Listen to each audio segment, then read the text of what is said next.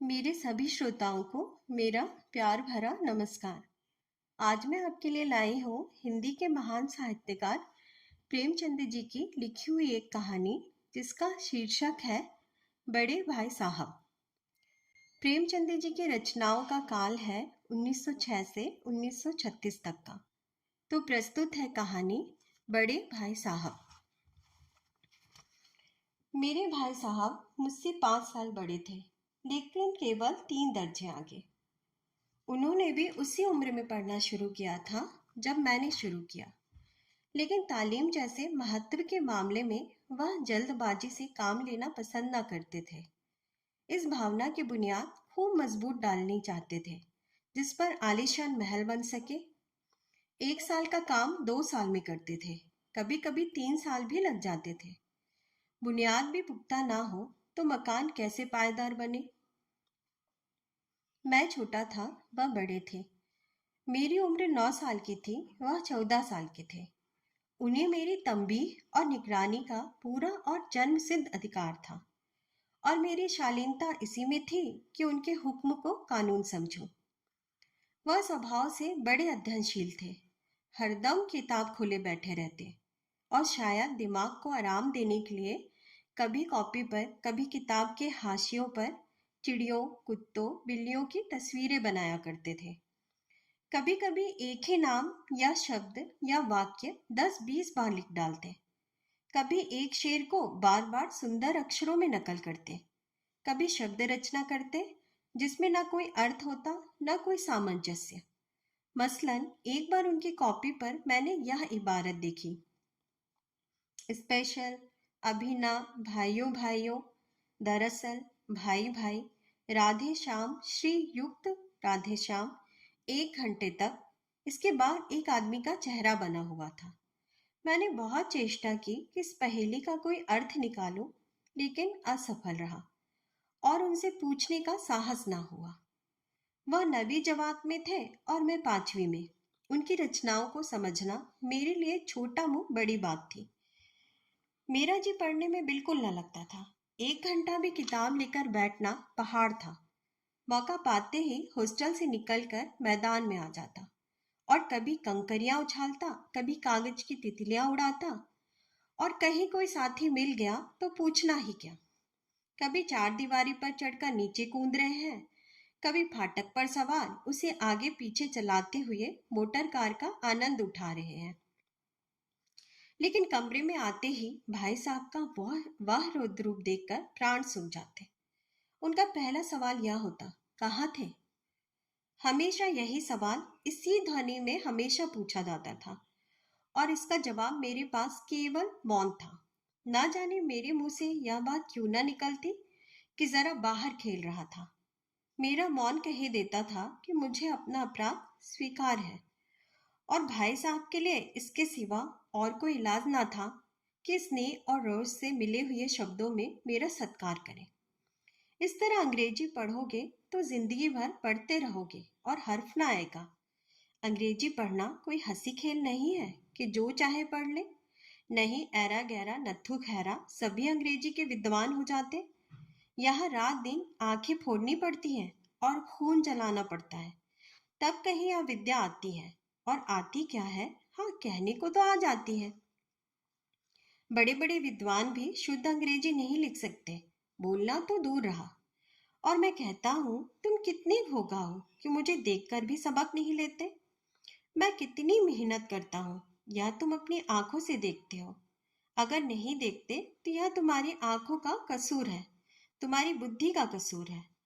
इतने मेले तमाशे होते हैं, मुझे तुमने कभी कहीं जाते देखा है? रोज ही क्रिकेट और हॉकी मैच होते हैं, मैं पास नहीं फटकता, हमेशा पढ़ता रहता हूँ। उस पर भी एक एक दर्जे में 2-2, 3-3 साल पढ़ा रहता हूँ। फिर भी तुम कैसे आशा करते हो कि तुम यूं खेल कूद में वक्त गंवाकर पास हो जाओगे? मुझे तो 2 ही 3 साल लगते हैं, तुम उम्र भर इसी दर्जे में पड़े सड़ते रहोगे। अगर तुम्हें इस तरह उम्र गंवानी है तो बेहतर है घर चले जाओ और मजे से गुल्ली डंडा खेलो। दादा की गाढ़ी कमाई के रुपए क्यों बर्बाद करते हो? मैं यह लताड़ सुनकर आंसू बहाने लगता। जवाब ही क्या था? अपराध तो मैंने किया, लताड़ कौन सहे। भाई साहब उपदेश की कला में निपुण थे। ऐसी ऐसी लगती बातें कहते, ऐसे ऐसे सुक्ति बाढ़ चलाते कि मेरे जिगर के टुकड़े टुकड़े हो जाते और हिम्मत टूट जाती। इस तरह जान तोड़कर मेहनत करने की शक्ति मैं अपने में ना पाता था। और उस निराशा में जरा देर के लिए मैं सोचने लगता, क्यों ना घर चला जाऊं। जो काम मेरे बूते के बाहर है उसमें हाथ डालकर क्यों अपनी जिंदगी खराब करूं। मुझे अपना मूर्ख रहना मंजूर था, लेकिन उतनी मेहनत नहीं। मुझे तो चक्कर आ जाता था। लेकिन घंटे 2 घंटे के बाद निराशा के बादल फट जाते और मैं इरादा करता कि आगे से खूब जी लगाकर पढ़ूंगा। चटपट एक टाइम टेबल बना डालता, बिना पहले से नक्शा बनाए, कोई स्कीम तैयार किए काम कैसे शुरू करे। टाइम टेबल में खेल कूद की मत बिल्कुल उड़ जाती। प्रातःकाल उठना, 6 बजे हाथ मुंह धो, नाश्ता कर पढ़ने बैठ जाना, 6 से 8 तक अंग्रेजी, 8 से 9 तक हिसाब, 9 से 9:30 तक इतिहास, फिर भोजन और स्कूल।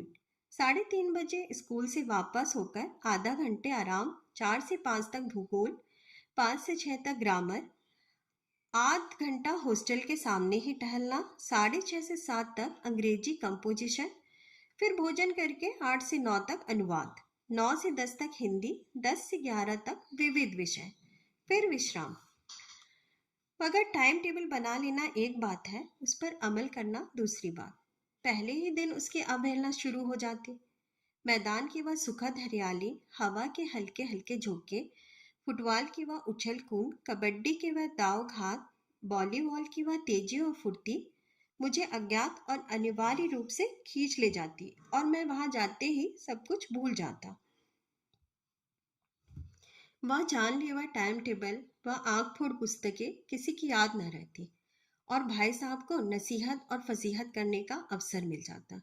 मैं उनके साय से भागता, उनकी आंखों से दूर रहने की चेष्टा करता, कमरे में इस तरह दबे पांव आता कि उन्हें खबर ना हो। उनकी नजर मेरी ओर उठी और मेरे प्राण निकले। हमेशा सिर पर एक नंगी तलवार से लटकती मालूम होती। फिर भी जैसे मौत और विपत्ति के बीच भी आदमी मोह और माया के बंधन में जकड़ा रहता है, मैं फटकार और घुड़ियां खाकर भी खेल को उनका तिरस्कार न कर पाता। सालाना इम्तिहान हुआ, भाई साहब फेल हो गए, मैं पास हो गया और दर्जे में प्रथम आया। मेरी और उनके बीच केवल 2 साल का अंतर रह गया। जी में आया भाई साहब को आड़े हाथ तो लूं। आपकी वह घोर तपस्या कहाँ गई? मुझे देखिए, मजे से खेलता भी रहा और दर्जे में अव्वल भी हूँ। लेकिन वह इतने दुखी और उदास थे कि मुझे उनसे दिली हमदर्दी हुई और उनके घाव पर नमक छिड़कने का विचार ही लज्जास्पद जान पड़ा। हाँ, अब मुझे अपने ऊपर कुछ अभिमान हुआ और आत्मसम्मान भी बढ़ा। भाई साहब का वह रोब मुझ पर अब न रहा। आजादी से खेल कूद में शरीक होने लगा। दिल मजबूत था। अगर उन्होंने फिर फसीहत की तो साफ कह दूंगा, आपने अपना खून जलाकर कौन सा तीर मार लिया है। मैं तो खेलते कूदते दर्जे में अव्वल आ गया। जुबान से यह हेकड़े जताने का साहस ना होने पर भी मेरे रंग ढंग से साफ जाहिर होता था कि भाई साहब का वह आतंक मुझ पर नहीं था। अब भाई साहब ने इसे भाप लिया। उनकी सहज बुद्धि बड़ी तीव्र थी। एक दिन जब मैं भोर का समय गुल्ली डंडे की भेंट करके ठीक भोजन के समय लौटा तो भाई साहब ने मानो तलवार खींच ली और मुझ पर टूट पड़े। देखता हूँ इस साल पास हो गए हो और दर्जे में अव्वल आ गए हो तो तुम्हें दिमाग हो गया है। मगर भाईजान, घमंड तो बड़े बड़ों का नहीं रहा। तुम्हारी क्या हस्ती है। इतिहास में रावण का हाल तो पढ़ा ही होगा। उसके चरित्र से तुमने कौन सा उपदेश लिया, या यूं ही पढ़ गए। महज इम्तिहान पास कर लेना कोई चीज नहीं। असल चीज है बुद्धि का विकास। जो कुछ पढ़ो उसका अभिप्राय समझो। रावण भूमंडल का स्वामी था। ऐसे राजाओं को चक्रवर्ती कहते हैं। आजकल अंग्रेजों के राज्य का विस्तार बहुत बढ़ा हुआ है, पर इन्हें चक्रवर्ती नहीं कह सकते। संसार में अनेकों राष्ट्र अंग्रेजों का आधिपत्य स्वीकार नहीं करते, बिल्कुल स्वाधीन है। रावण चक्रवर्ती राजा था। संसार के सभी महीप उसे कर देते थे। बड़े बड़े देवता उसकी गुलामी करते थे। काम और पानी के देवता भी उसके दास थे। मगर उसका अंत क्या हुआ? घमंड ने उसका नामो निशान तक मिटा दिया। कोई उसे एक चुल्लू भर पानी देने वाला भी ना बचा। आदमी और जो कुकर्म चाहे करे, पर अभिमान ना करे, इतराए नहीं। अभिमान किया और दीन दुनिया दोनों से गया। शैतान का हाल भी पढ़ा ही होगा। उसे यह अभिमान हुआ था कि ईश्वर का उससे बढ़कर सच्चा भक्त कोई है ही नहीं। अंत में यह हुआ कि स्वर्ग से नरक में ढकेल दिया गया। शाहे रूम ने भी एक बार अहंकार किया था, भीख मांग मांग कर मर गया। तुमने तो अभी केवल एक दर्जा पास किया है और अभी से तुम्हारा सिर फिर गया। तब तो तुम आगे बढ़ चुके। यह समझ लो कि तुम अपनी मेहनत से पास नहीं हुए हो। अंधे के हाथ बटेर लग गई है, मगर बटेर केवल एक बार हाथ लगती है, बार बार नहीं लग सकती। कभी कभी गुल्ली डंडे में भी आधा चोट निशान पड़ ही जाता है। इससे कोई सफल खिलाड़ी नहीं हो जाता। सफल खिलाड़ी वह है जिसका कोई निशाना खाली न जाए। मेरे फेल होने पर मत जाओ। मेरे दर्जे में आओगे तो दांतों पसीना आ जाएगा। जब अलजबरा और ज्योमेट्री के लोहे के चने चबाने पड़ेंगे और इंग्लिस्तान का इतिहास पढ़ना पड़ेगा। बादशाहों के नाम याद रखना आसान नहीं। 8-8 हेनरी ही गुजरे हैं। कौन सा कांड किस हेनरी के समय में हुआ, क्या यह याद कर लेना आसान समझते हो? हेनरी 7वीं की जगह 8वें लिखा और सब नंबर गायब, सफा चट। सिफर भी ना मिलेगा, सिफर भी हो किस ख्याल में?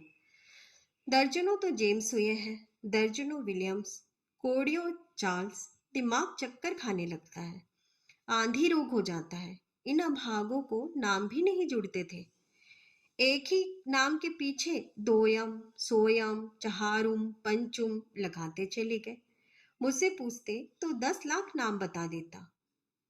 और ज्योमेट्री तो बस खुदा की पनाह। आ बा जा की जगह आ जा बा लिख दिया और सारे नंबर कट गए।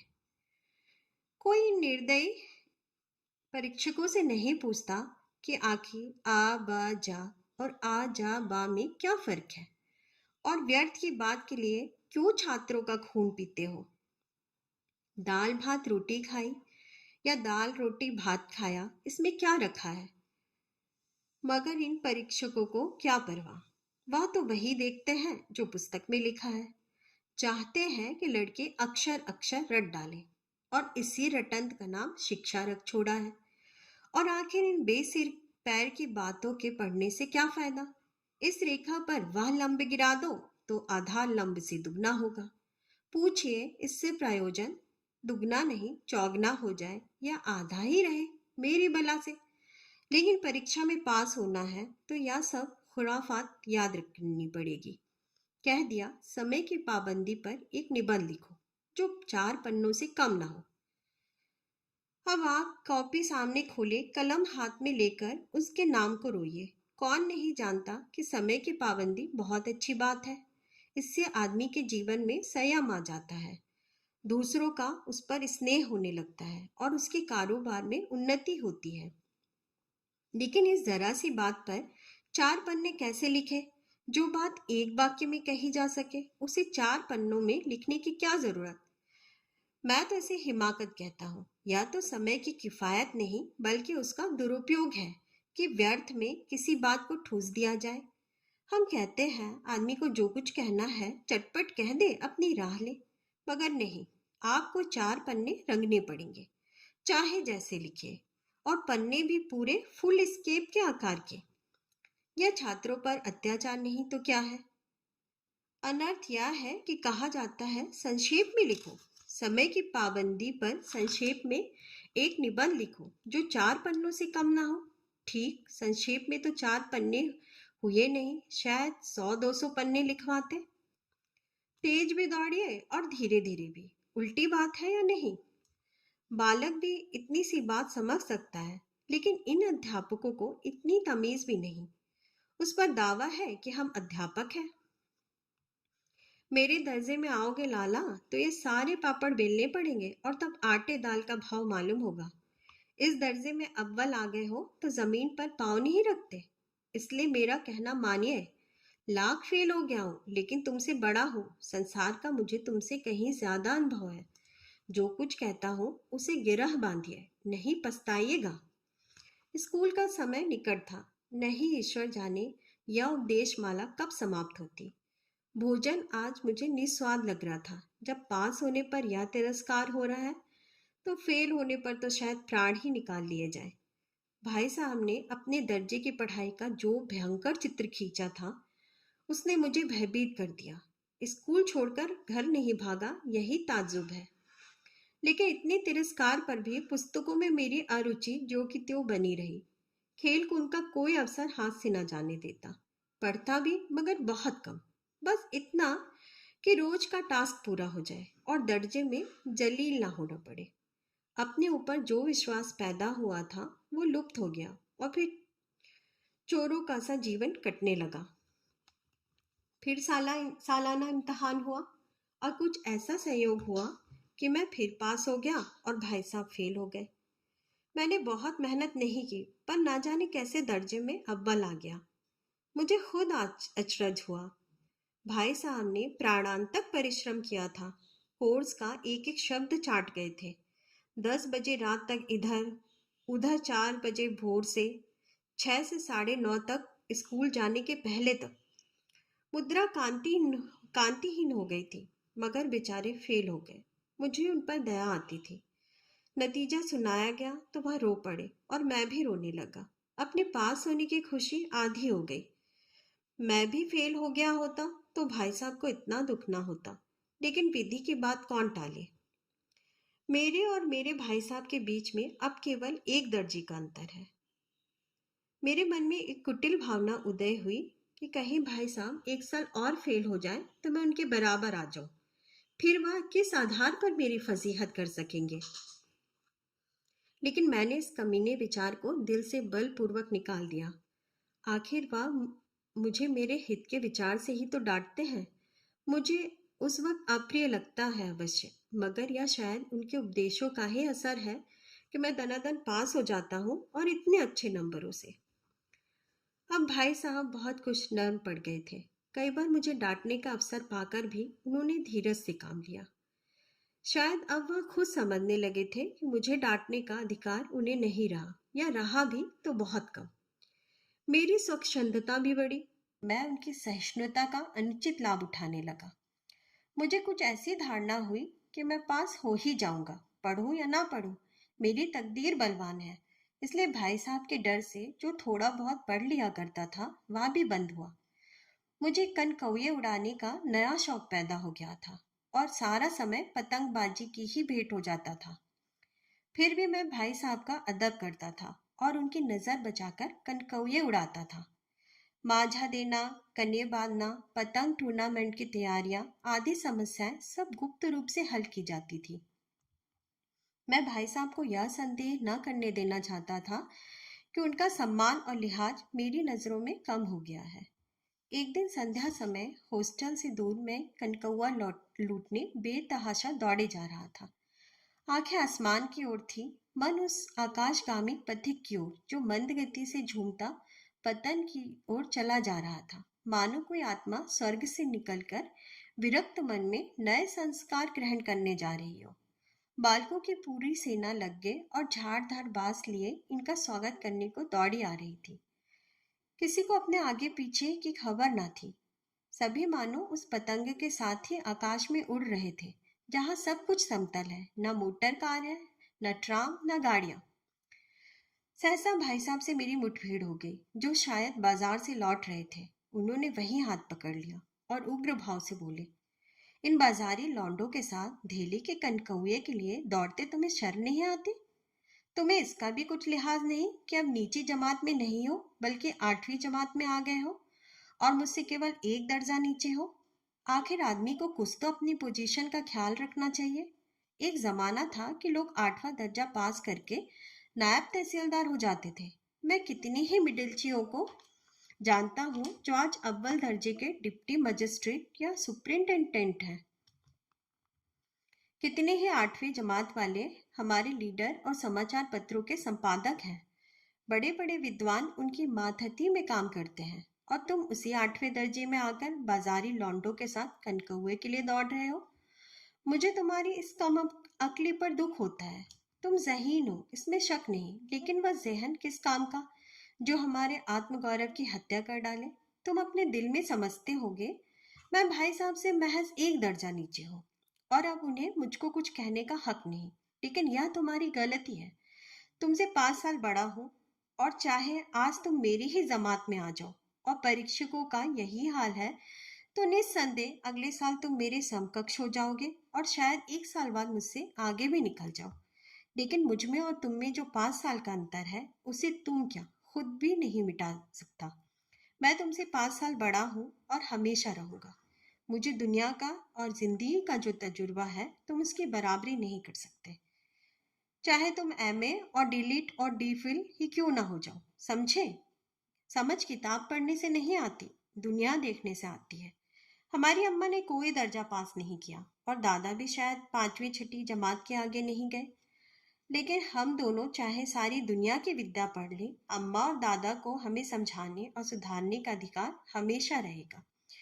केवल इसलिए नहीं कि वे हमारे जन्मदाता हैं, बल्कि इसलिए कि उन्हें दुनिया का हमसे ज्यादा तजुर्बा है और रहेगा। अमेरिका में किस तरह की राज व्यवस्था है और 8वें हेनरी ने कितने विवाह किए और आकाश में कितने नक्षत्र हैं, ये बात चाहे उन्हें ना मालूम हो, लेकिन हजारों ऐसी बातें हैं जिनका ज्ञान उन्हें हमसे और तुमसे ज्यादा है। दैव ना करे आज मैं बीमार हो जाऊं तो तुम्हारे हाथ पांव फूल जाएंगे। दादा को तार देने के सिवा तुम्हें और कुछ ना सूझेगा।